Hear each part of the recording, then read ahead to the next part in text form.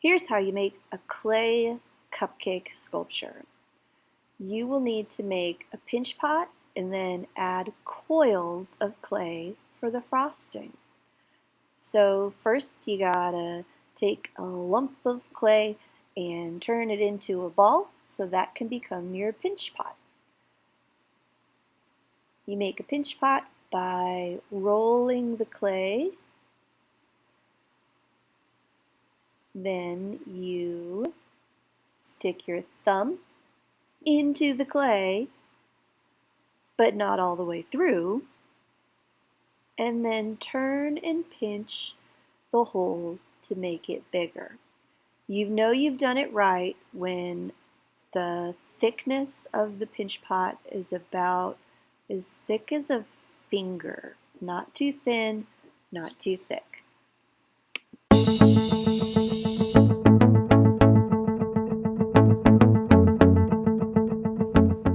When your pinch pot's done, it's time to make the frosting for the top of the cupcake. You're going to do that by creating clay coils. Clay coils are just like long ropes of clay that you can layer into different shapes. Today we're going to make a frosting shape. So pull off some extra clay like this and then roll it back and forth to stretch it out so it's long.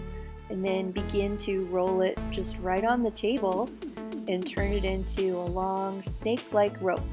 But you don't want it to be too thin, like a pencil, and you don't want it to be too thick either. So roll and roll and roll and roll so it's nice and even from the center to the edges. And when it's like about the size of, or I don't know, the thickness, I guess, of like a marker. That's kind of what you want. Maybe a tiny bit thinner than a marker, but not too skinny, like a straw. So roll, roll, roll, it'll get nice and long and even, and then you can start building up your frosting. So anytime you attach clay, you've got to scratch and attach, so use your wooden tool for scratching the surface of the clay where you're going to attach your coil. Use that clay glue so it's nice and sticky, and then begin to build your first layer of frosting. Bend that coil around your pinch pot. When you get to where you started, just start building on top. But don't put the coil exactly on top or the cupcake will never be finished. It'll just be frosting forever. So keep putting the frosting coils on, but close it in. Begin to put the coils a little bit on the inside each time you go around. And if you run out of coil, it's totally fine. You can always add more coil.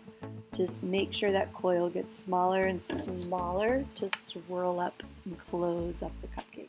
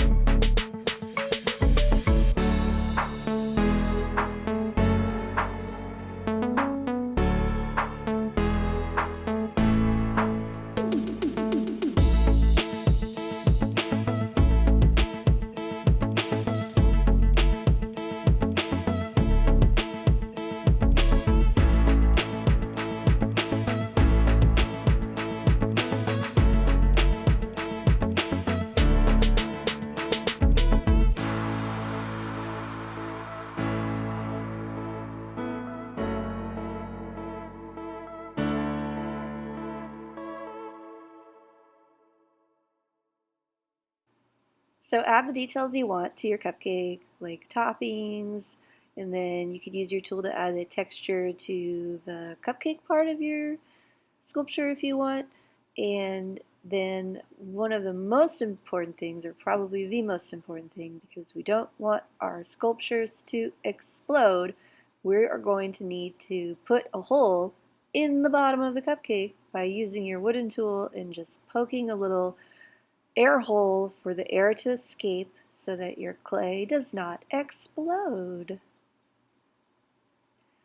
Then we're going to scratch our names onto the bottom of our sculptures and we'll let them dry out. After they have been fired, we will paint our clay sculpture.